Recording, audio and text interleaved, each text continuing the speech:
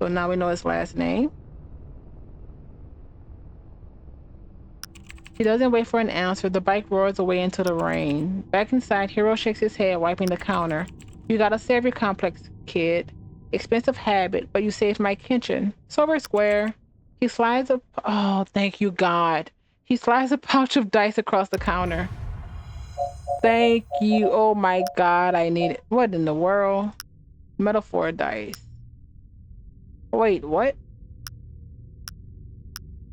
Sponsored dice. A new Genesis promotional dice. -2 to the final. Oh, okay.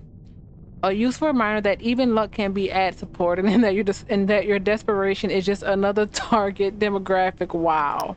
Metaphor. Oh, wait. -2 to the final result.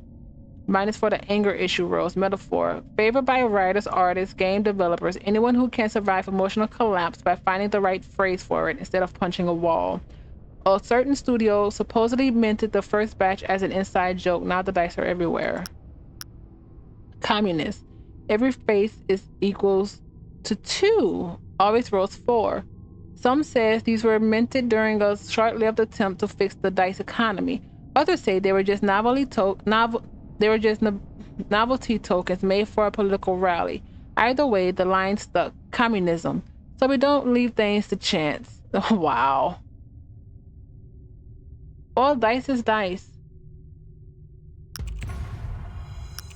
Howard steps back into the downpour.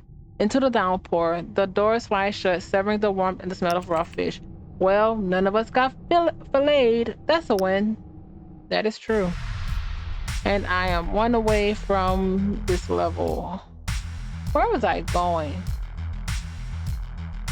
Let's go look at this sign first. Cyberfetus fighting sign.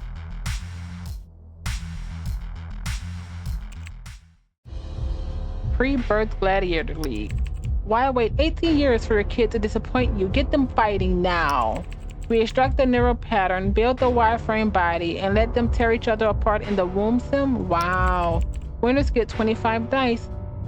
Losers get deleted. Scan your fetus today. The ring is waiting. Wow.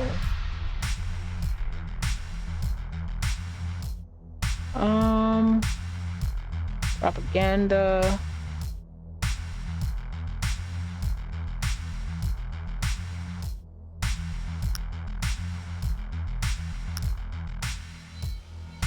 I have no idea where the domain is, but let's go to the manhole. I'm guessing this is it. Not into the shadow.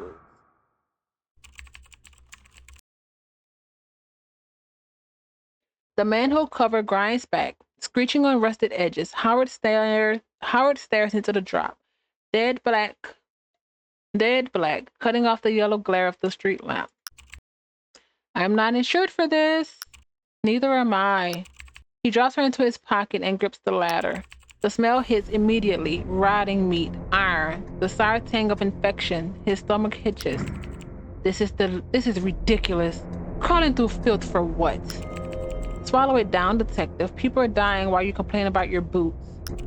The brick tunnels narrows, trapping the damp heat. Shh. Did you hear that? Howard stops. The echo of his boots dies out, leaving a new sound up ahead. Voices, a lot of them, chanting the same words over and over in the dark. Asks Rose if she recognizes the chant. I know that one. It's a nursery rhyme. Twinkle, twinkle, little corpse. Want the full verse? A 6. Yeah. You have a +1. I'm gonna move these.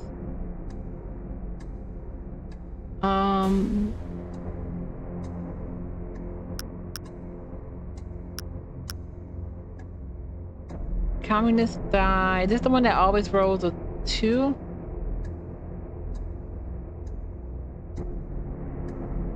They always roll a 4.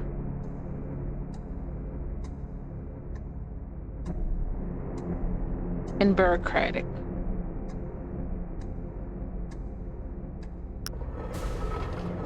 Okay, come on. Give me something good. Wow, 10. This is gonna make or break me. Actually, no, I didn't need to do it.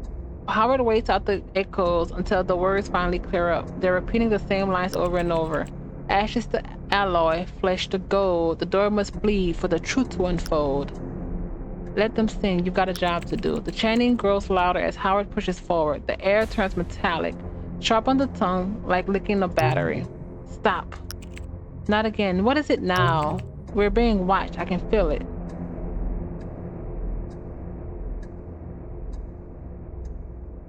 Trust the tech or our instincts. Let's do our instincts. Okay, so I'm going to get a -2 regardless. I'm fine with that. But this is going to give me a 4 either way. We need a 6. So a 2. -1. Please work. Let's go.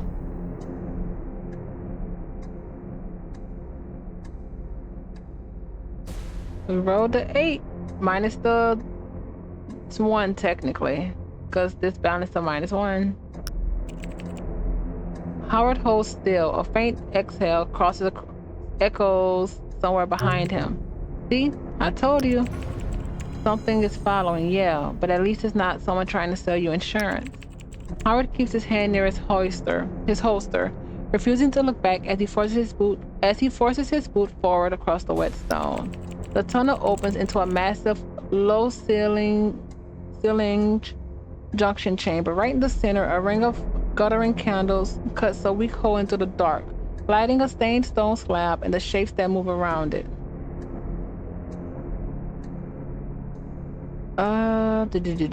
Reach for your weapon just in case. His hand creeps towards his hip, fingers brushing the holster, ensuring he's ready if things go wrong. Stay quiet and observe. Howard lingers in the shadows of the threshold, letting his eyes adjust to the dim candlelight. 6 mutilated silhouettes move around the slab. A legless woman drags her torso across the stone. Her blackened thigh stump leaves a slick trail of pus. Near her, a man with hollow weeping eye sockets scratches symbols into the floor with skeletal fingers. Further back, the others sit flat against the wall, staring at the floor between their knees. Howard slowly lowers his hand from his holster. They're harmless in all the worst ways.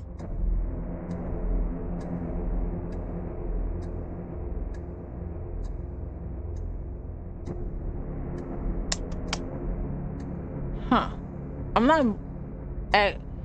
not trying to roleplay him into be kind of like a comedic effect. We are having a bad night though. I'm here for information. Who's in charge? The hunched silhouette in the back shifts, stepping into the candlelight. The man has no jaw, just a gaping hole where bone and muscle should be. His tongue lolls like a dead eel, swollen and purpled. Before Howard could even process the sight, a hand grips his boot. He looks down. The legless woman has dragged herself right to his feet. What do you want from us? Focus. This is still an interrogation. Time to act like it.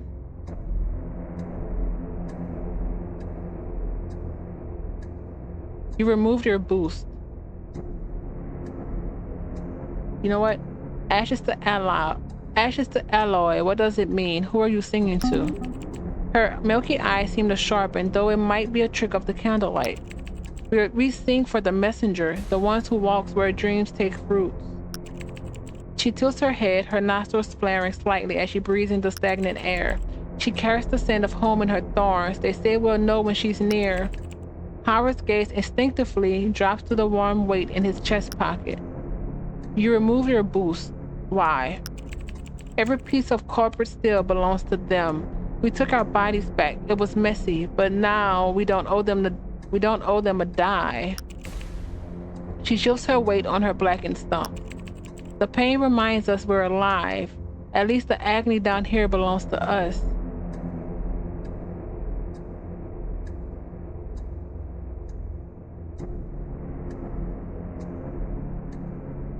Opportunity missed? Oh. And if someone wanted their boost back, what would you do to them? Why would anyone want back what was poisoning them?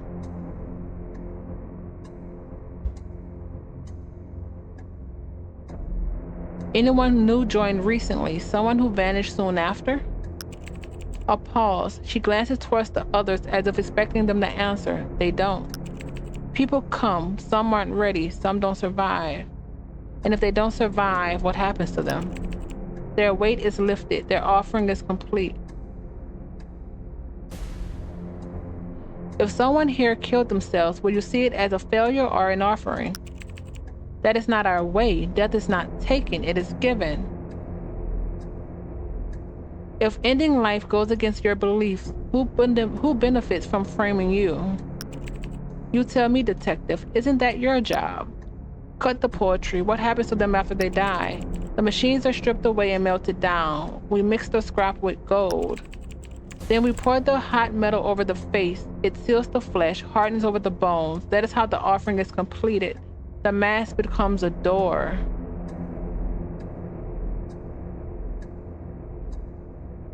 What is happening? A door to what? To them. She means the abstract. Who makes them? Someone, come on. Someone you don't need to know about. I saw the initials in my car. When did we get this? Okay, perfect. I missed that. I already spoke to someone who told me where these come from.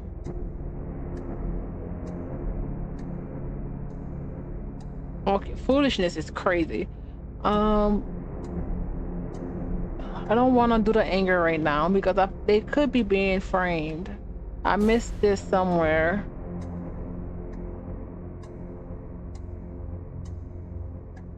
Oh, I already spoke to someone who told me where these came from. I'm just checking to see if your story matches.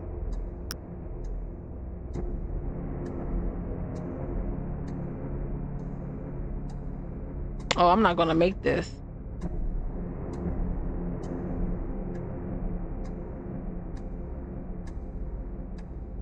I need high numbers to make this. I need really high numbers to make this.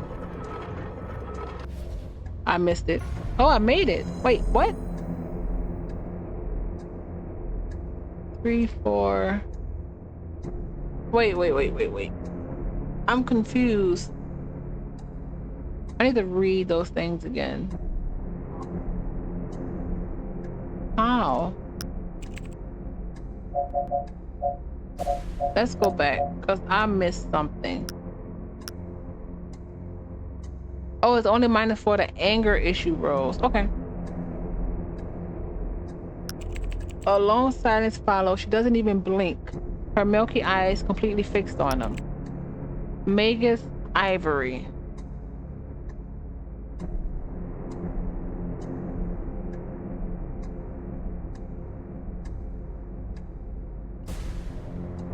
Where can I find Magus Ivory? You won't have trouble finding him. Should I know that name? Wait, is he your leader? She shakes her head. Should I know that name? You know it now. That's all I needed. Updated MI was here. Find Magus Ivory. He knows who's dying and why. Detective work actually paid off. Howard turns away, leaving the cultists stuck in whatever broke them. The sound of the rain hitting concrete grows louder with every step. How do I... Something is following. Find Magus Ivory. Cult domain. Oh, yay. Okay. One insight. Perception. Foolishness. Okay, so perception go to sensory sharpness. Anger issues can go to bloodlust. Virtue can go to truth seeker. Foolishness can go to brain dead. And then ape is crazy. Intelligence go to rational. Can I go back? That's annoying. A thinking style based on logical reasoning and deduction, free from emotional reactions. There should be an undo thing for that. 100%. The sound of the rain hitting concrete grows louder with every step. By the time he reaches the surface ladder, the story is just a stain on his coat. He steps back into the rock he understands. Nothing here but ghosts. Another step deeper and somehow forward. The iron plate bangs shut, locking the coat's chant back underground. Howard steps into the wet alley, the cold air doing nothing to clear his head. He pulls Rose out, handing her up to the light of a street lamp. Her petals are duller, like the dark down there sucked the light right out of her. They called you the messenger. Messenger of what? Bad decisions? Because you're the one who dragged us down there.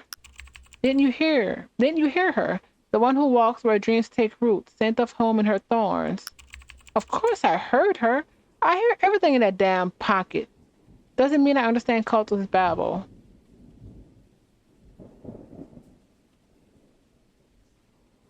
The details fit you too well for this to be nothing. Coincidence exists. Get used to it. Get used to it. Enough with the deflections. What are you?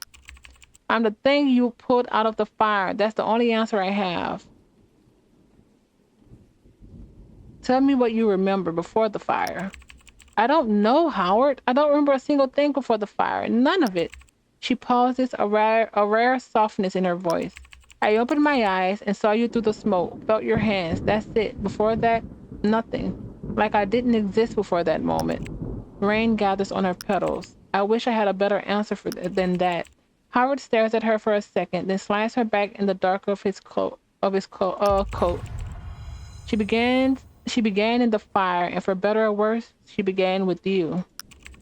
He lights another puff, breathes in slow. For a while, neither of them speak. Howard? What? Thank you for not leaving me in the flames. The rain, never truly gone, gathers strength again, drumming a steady rhythm on the pavement, soaking through Howard's coat.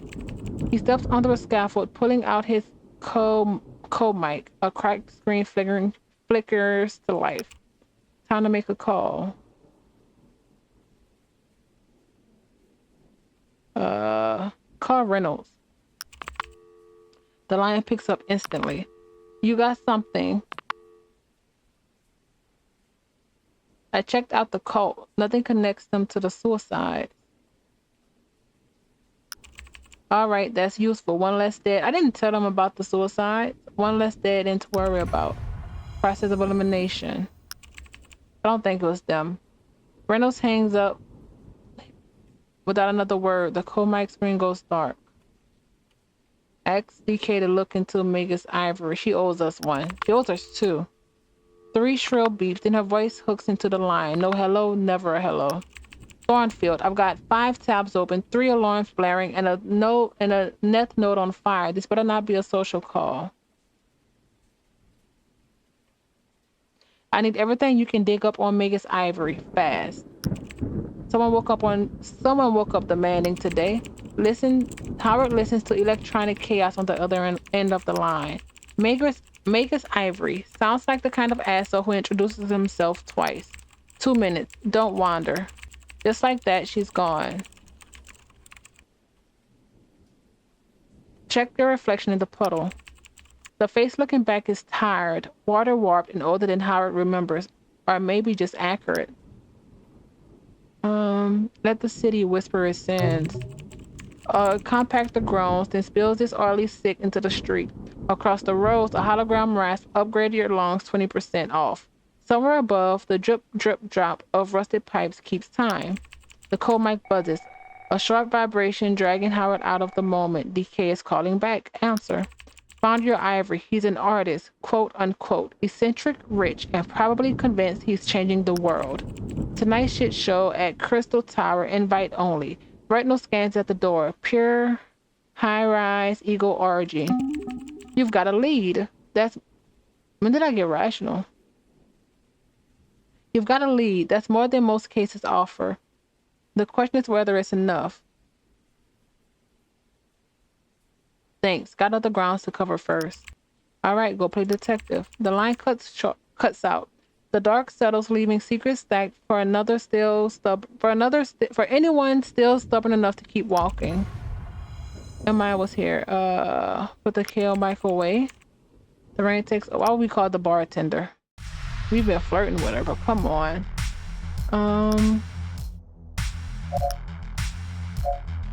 Oh, so he went to rational. Okay. So is it not intelligent anymore? Is he just rational?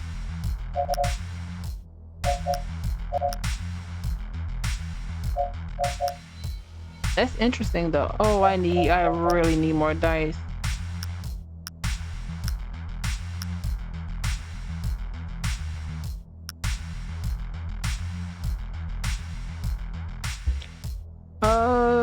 Techo. No idea what that is. Let's go to the wooden bench. There is again footsteps. Someone is following us. Back into an alley. Ambush the ambusher. Howard cuts a sharp corner into a narrow, trash-choked bypass. He presses his back against the cold, wet stone and waits.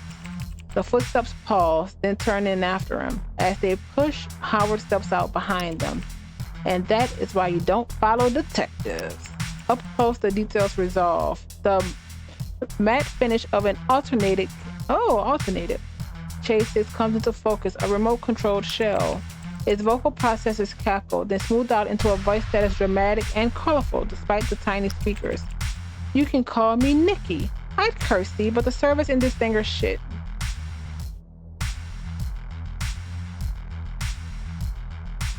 Who's operating you? An artist, a writer, a performer, a professional headache. Pick your favorite label. You've been watching me long enough to plan this, so what's the plan? Nothing dramatic, just conversation. There's a certain theater to your misery. I think we can make something beautiful out of it. Great, another one of those traumas art. Point is, I was watching you for a while and I want to talk, for real, not through this thing. Let's meet, face to face, sweaty, and perfect face. And why me? What makes me so special? Special? No, you're just a damn good character study. You've got layers, colors, a soundtrack. You're not a ghost story, and I like to hear it. Meet where and make it public. Let's do cyber sashimi public, loud. Plus, Hero has a very sharp knife for anyone who gets out of line. What's your angle? I'm a chronicler of weird shit, and you qualify. The way you move through the city is like you're dragging a ghost behind you. How are you watching me? At the Crow, you talk to yourself, not like someone who's lonely, like your head is crowded with people. Most people call that losing it. I call it compelling. There's something raw about it, genuine. Like you've gone through some shit and decided to keep the ghost as company. Find out the moves, suit yourself. Oh, I wanted to meet him. You can outrun an audience forever, especially when the most interesting person watching is you. I'd be at Cyber Sashimi, hope you decide to show. The alternator gives a jolty two-finger salute, steps back into the grain, and is gone. A writer, huh? Great. Now we've got a fan. Next, you'll want your signature or your soul. Hard to tell with your artistic type. Different kind of muse. I kind of want to bring her back.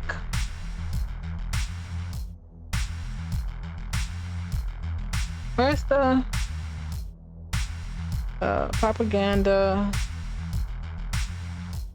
The office.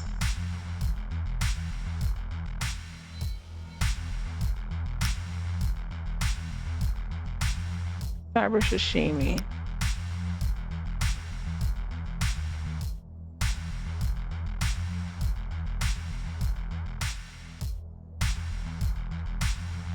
Huh.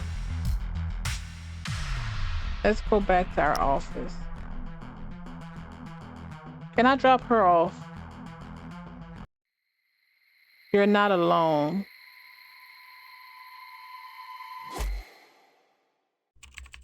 The elevator groans his way to the tower, sputtering disease neon onto Howard. Wait, what?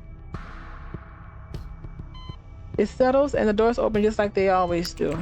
The corridor light stutters its stutters its usual welcome as he rounds the corner towards his door, and then just outside his door, something interrupts the monotony. An envelope. Something is following. They know where you live. Fun. Oh, you got mail. Hope it's not your eviction notice. Is that the... Wait, what just happened? I don't know. Okay. That stinks. Like bait. Or a birthday card. It hopes it saves when you open... Oh, is that for the thing? When you open it. Knock politely. If it knocks back, run.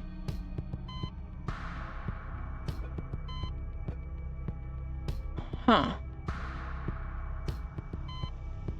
Spectral sight. Color drains, edges sharpen, a second layer of vision overlays the hallway. Nothing's here, the air is dead still, entirely devoid of the unnatural he was bracing for. The hallway's clear, no abstracts in sight. That doesn't mean it wasn't there. Inspect the door flame tampering. Oh, this is rational. I'm fine with that.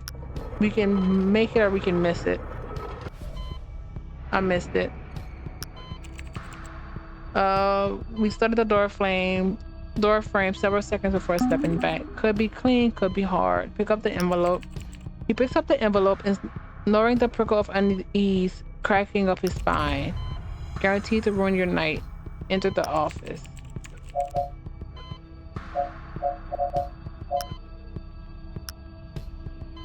Maybe that's for the meeting we need to meet the guy.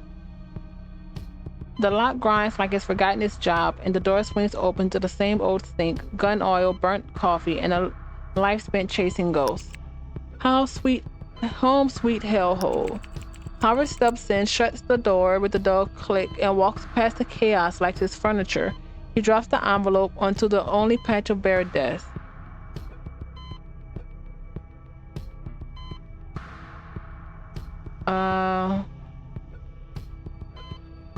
Open the envelope. He slides a finger under the flap and opens it clean. Polaroid spill into his desk, glossy and cold. Impossible Polaroids? Howard stares down at the scattered photographs. His fingers brush over familiar faces, the victims he's been investigating. Serena's fall caught mid-frame, Atlas with bloodied hand still clinging to his throat. Then the last one. His face stares back at him, a cigarette burning low beneath his fingers, standing before the shadow bulk of the old silo. Let's find out who took it and teach them about personal space.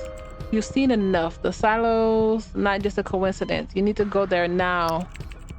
Howard's pulse quickens. The quiet room suddenly feels oppressive.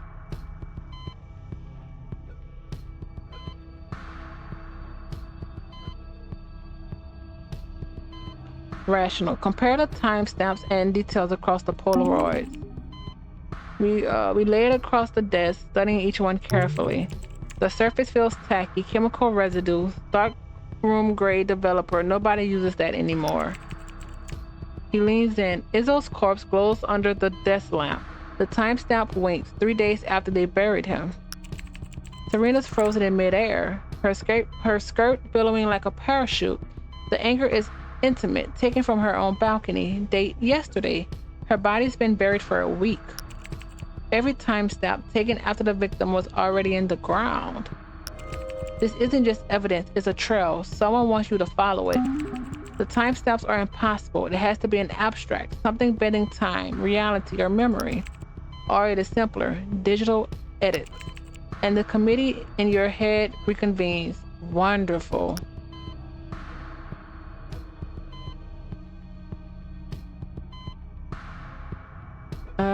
Let's just try it.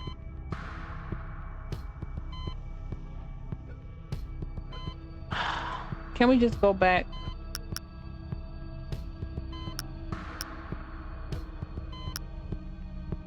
Because we have not a thing. This is a lead. You know what? That's like, I don't want to lighten the mood. You owe it to the victims. Go to the... Howard pushes the chair back, standing abruptly. The decision feels inevitable. The path already laid out in front of him. We're heading to the silo. No, I'm not. And here I was thinking we might finally get some sleep. Something is following off to the silo. I'm going to the... I'm not going there. I'm trying to go... Propaganda, poster, fear ad, hostile, propaganda, the silo.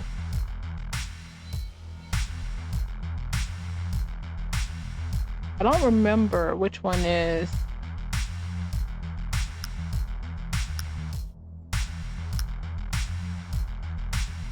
I'm trying to go here.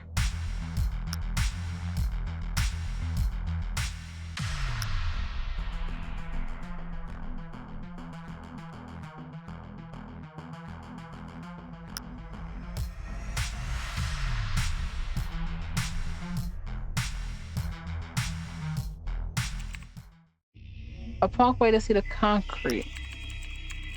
Could the fucking abstracts have leaked into the net?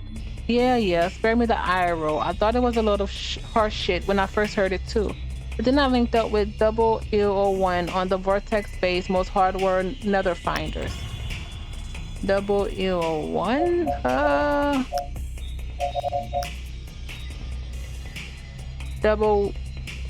A hardcore nether finder from Vortex Bay. They gained attention after helping prove that the abstracts in the net panic was mostly staged using fake accounts, dead threads, and rerouted signals. They have a habit of marking systems they have already broken into, like a hunter leaving a signature. Smell like they've been chain smoking Ethernet cables, but you know how it is. The best net finders come from the ones who showered the least.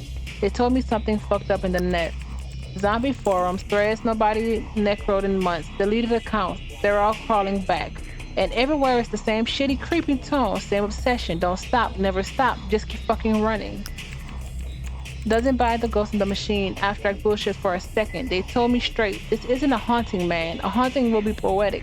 This is something else entirely. This is something high-level, technical fuckery. The shit hitting the boards is absolute brain rot. One post that just said, locked at 350, we are not stopping, not yet. Another, they're always right behind us. Then this one, how'd they find us in the Black Forest? Look, either some brain-burned loser is writing a new tabletop RPG, or there's something in the net trying to skinwalk as a human. Or maybe I just accidentally tripped into a net smuggling ring back channel, and a possibility. Also a possibility. If it's the latter, we're even more fucked. The only thing more dangerous than an abstract is organized stupidity. XXX. Hey, don't forget, just because we're punks doesn't mean we're junkies. I'm repping straight edge, bro. Oh, and before I forget, another post just hit the wire while I was scribbling this. This is the address where I'm sharing the life updates from the net. Go dig through it yourself. netdesign.com.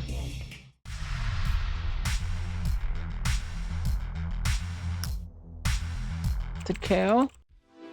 Not designed for human comfort, but for maximal efficiency. Dozens of spider-like drones skitter across walls and ceilings, pulling packages from grid-lined shelves and zipping out through a revolving delivery chute. Okay, what is this? A small automated convenience store designed around efficiency, minimal human presence, and constant drone-assisted restocking. Customer interaction is usually handled by an alternated behind the counter. Behind the counter stands an alternated. The humanoid chases is statue still, head drooping slightly, like it's asleep standing up. Didn't I already have something for you? Yeah, I did. That's not new. From its chest speaker, a tiny chaotic sound leaks out. Pew pew, boom. Reloading. Flank left, you idiots. Left.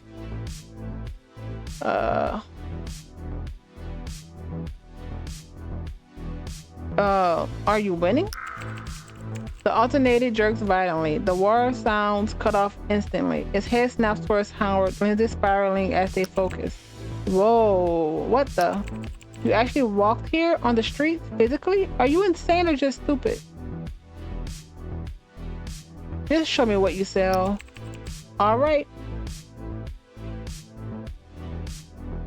Oh, make it quick. I'm mid-match. Anger reroll. Intelligence reroll. Ocular drops. Perception.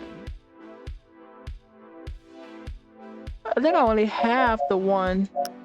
Yep.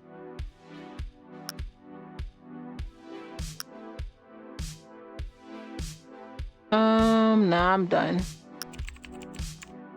Immediately loses interest, his head snapping back towards the invisible screen only it can see. Whatever. Turns back to the neo-soaked street behind him. The pew-pew noises immediately start again.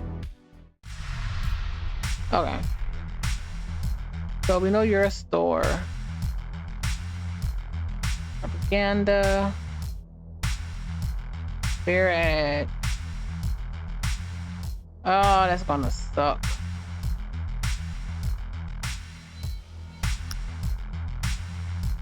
Wooden bench. Howard sits down. Something digs into his leg. He reaches between the wooden slats and pulls out a die. Thank you. Please be a good die. Ugh. Anarchist. A Belier legend tells of a man who tried to live without masters or systems. His hand carved these dice to prove that the individual is more than a variable in a corporate equation. Unfortunately, anarchists can't seem to convince anyone, so just can't use persuasion on that. He pockets it and pulls rolls out carefully, setting her in his palm. The street is alive in that half-dead Netherveil way. Neon reflects in the puddles while broken ads buzz and alternated pass by. A campaign drone drifts overhead, projecting a smiling face 10 feet tall. Your vote, your future. Howard's eyes follows it a little longer than they need to. That face bothering you, or is this just another one of your quiet little existential episodes?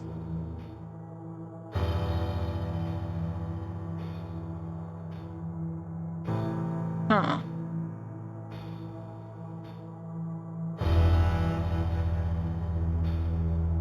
Can't decide what part is more exhausting, the smile or the promise. The smile, definitely the smile. Promises are standard, but that face says it thinks you're stupid. Howard watches the drone complete another loop. Then he looks down at rose in his palm.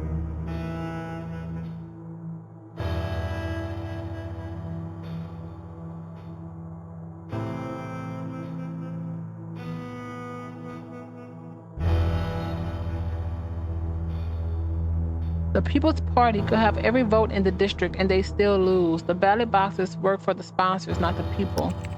Then the sponsors are the real government. The party's just a mask. But that's not a democracy. That's politics. I'm starting to see why you hate this city. Howard leans back and pulls another puff from his pocket. He rolls it between his fingers for a second before lighting it, his eyes still on the street.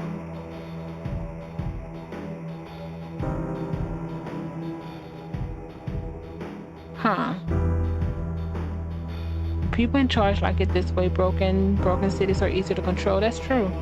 The city's dying on purpose. Keep everyone scared. Scared people don't ask questions. That's the whole game. Nothing changes because crises are meant to be solved. A fixed problem doesn't need a budget next year.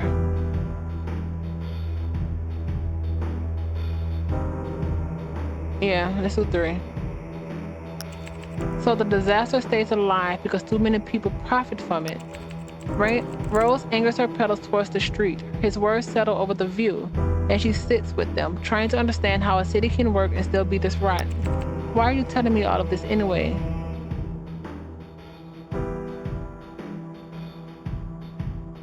Because I don't want you ending up like me. End up like a chain-smoking detective with a death wish and a moral compass that spins in circles? That's fair. Howard says nothing. He just takes a long drag, smoke drifting into the wet night air. Thanks for telling me.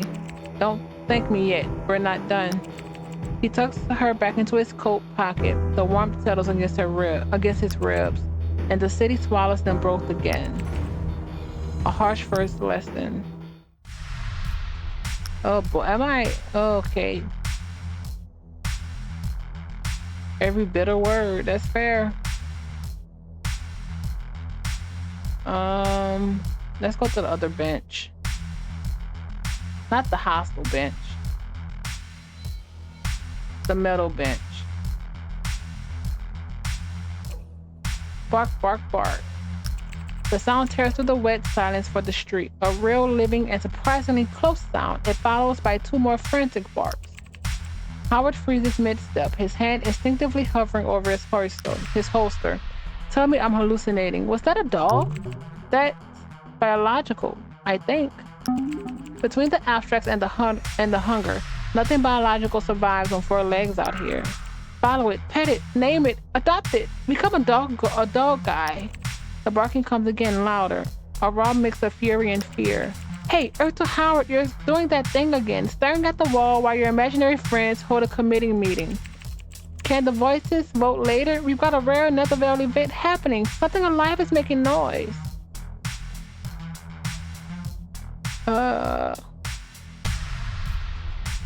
Fine, let's go see your rare event. That's the spirit. Now, before the rare event gets eaten, arrested, or explodes, let's go there first.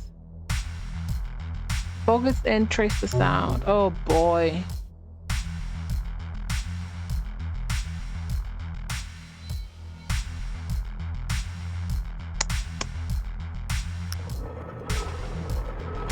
-4. Nope.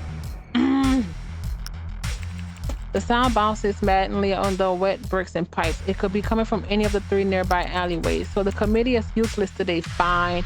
We don't need ghosts to find a dog. We do this the hard way. Eyes open, guns up. Let's move. Where's the freaking dog? Solo, metal, wrestle, propaganda. The statue?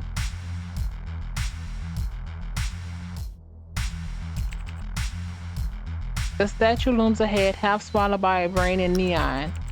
Let's go. And right at its base, 4 dogs tied together by a heavy black leash knotted neatly around one of the statue's dark pillars. Who lets the dogs out? I swear if this is bait, it's the cutest bait I've ever seen. Are those real puppers? Fully organic purebreds. No mud on their paws, no matted fur. They definitely have an owner, someone who took very good care of them. They haven't been here for long, 10 minutes, maybe 15. Leaving them here was a choice, a calculated move to ensure they were found. Lower your stance, show them you aren't a threat. Howard approaches slowly. The small white and brown one stands, its tail vibrating like a metronome.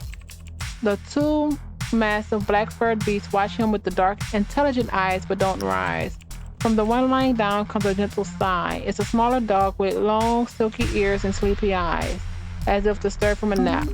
4 purebreds, a Jack Russell, a King Charles Spaniel, and 2 cane corsos. Pet the dogs cautiously.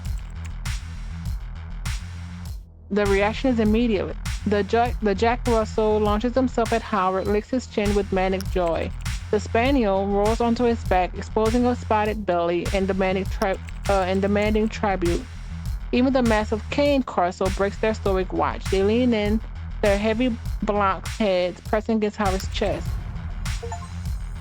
Eulogy, secret insight, carry the burden of a stranger's farewell. Even if they're gone, this part stays. This love doesn't vanish. It just waits for you to catch up. For Luca, for Hera, for Carlos, for Micah, for Micho. You are remembered. You're missed. It's been a long time since I've seen you look at something with peace instead of suspicion. Check their collars. He crouches and offers a closed fist. The metronome tail comes forward and sniffs his offered knuckles. Howard flips the tag. Micah, Micho, that you? According to the tail, it's either saying yes or trying to take flight. Howard moves to the long-eared dog lying patiently. The dog barely lifts his head, long silky ears drooping over the collar. Carlos? Finally, he rises and steps towards the 2 massive cane corsos. They don't move, but their dark eyes track his every gesture. He checks their tags in return. Hera and Luca. There, tied to Hera's dog collar, a black pouch. It drags slightly on her neck. Please be some dice. He works the wet knot loose from Hera's collar and upends the small pouch into his palm. A heavy handful of metal dice clatters out alongside a tightly folded slip of paper. He unfolds it. The handwriting is elegant but rushed. The ink is blurred in one spot, but by rain or something else. Probably tears. They're good dolls. I couldn't keep them anymore. Please take care of them. He folds the note, tucks it into his coat pocket, and scoops the dice in after it. Owner's note. Let's go with the 10 dice.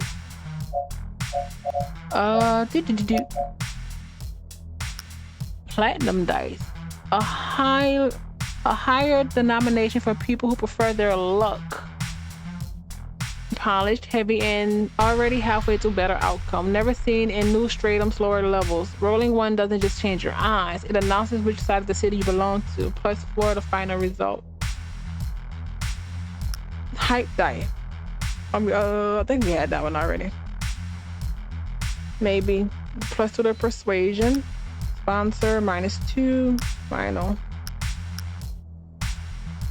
And lucky. Okay.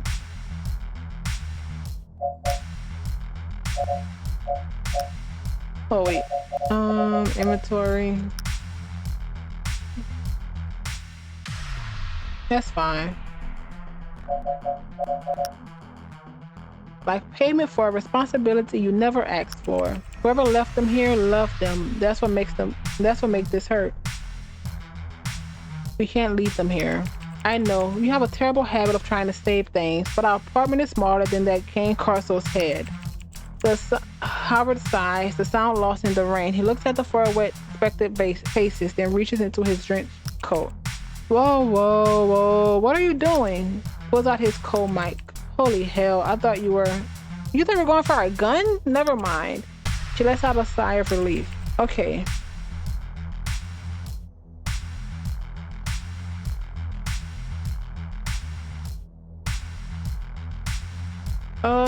Reynolds. Let's go.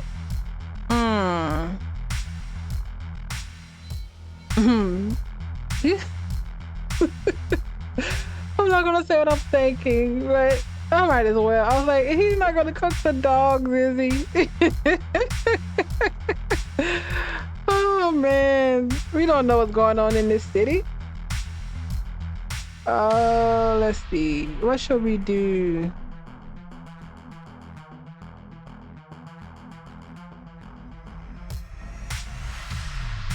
We should maybe...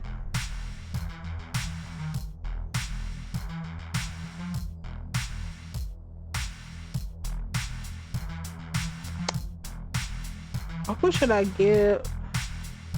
Maybe Reynolds. But I'm guessing...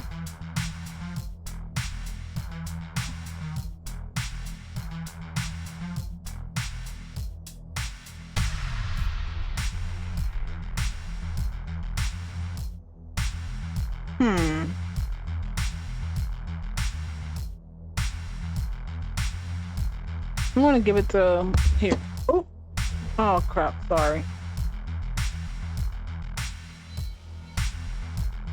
Let's give it to...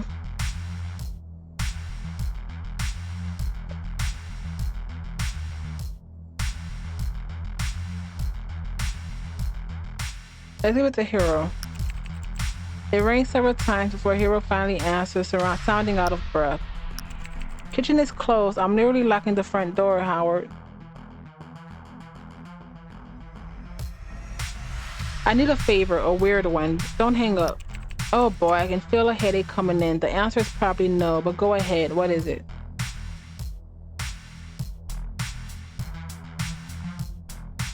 I found 4 purebred dogs tied to the statue. Okay. Good for you, man. Really now. Can we stop talking so I can go home?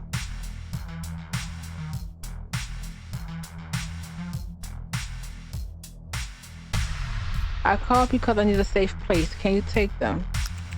He sighs, the sigh of a man who wants to help but knows he shouldn't.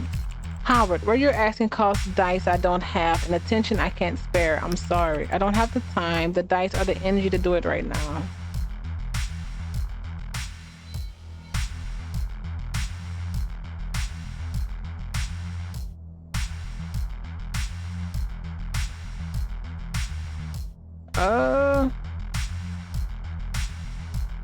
I'm not asking you to race them, just keep them alive until morning.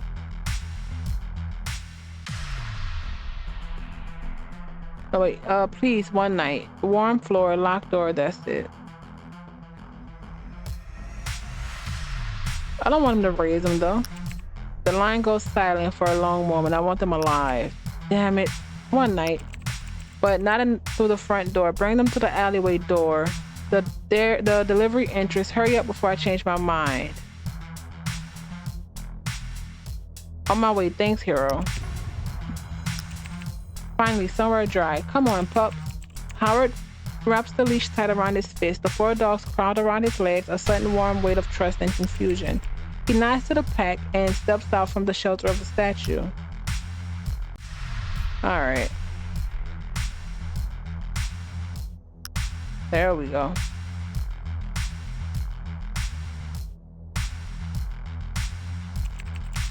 Howard moves through the rain. The rhythmic clicking of 16 claws on wet pavement becomes a strange, comforting percussion. Too many eyes, too many windows. 4 high-value animals mean attention. Statistically, this ends badly. Statistically, this ends with Howard becoming a dog dad. The streets narrow, they turn into a darker alley, and suddenly all 4 dogs stop in perfect unison. Their head tilts towards the same point, a rusted pipe, an intake valve leading straight down to the foundation. They are locked in, look like they heard something. Before Howard could react, the dogs launch towards the dark opening with a unified, desperate force. The leash goes taut, yanking Howard off balance. The white leather burns to his palm and then erupts free from his grip. Don't just stand there, do something. Shout a command.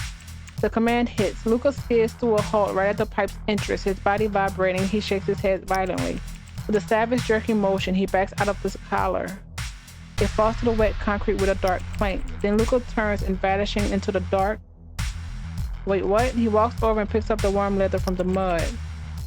Feeling the spray, silence. Oh, come on. He looks down. Wrapped in the hand is a heavy black collar, the silver tag catching the faint light. Luca. Oh, I need to find Luca. Keep the collar. If you find them, they'll have it ready.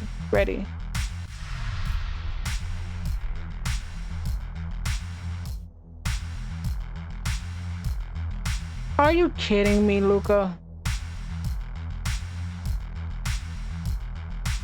Okay.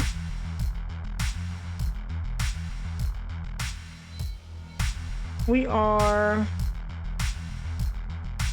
all right, are you gonna be here to kill? Heal me. Heal. Are you blind? Howard steps closer. The alternator's head snaps towards him instantly this time. Oh, it's you again, this walker. Still not abstractive. Impressive.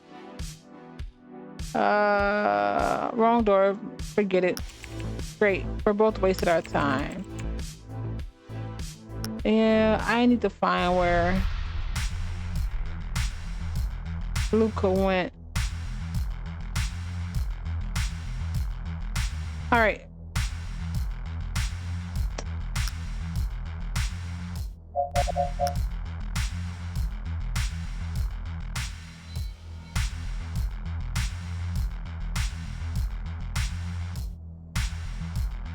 Oh, I'm so upset.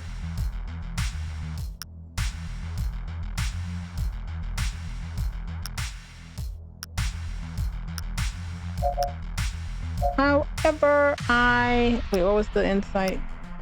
Eulogy. You feel a grief that isn't yours and a joy that belongs to someone else. A stranger's farewell becomes your burden for a moment.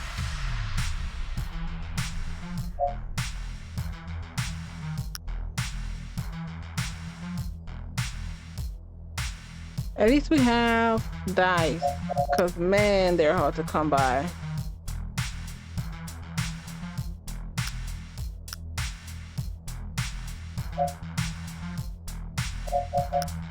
Can I? Hold on. I guess not.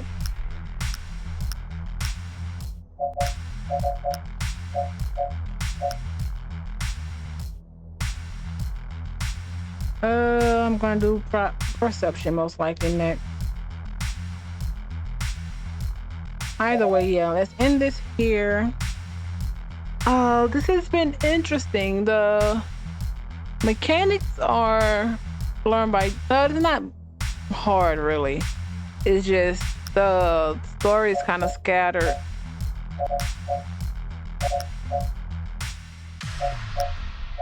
But you get the hang of it.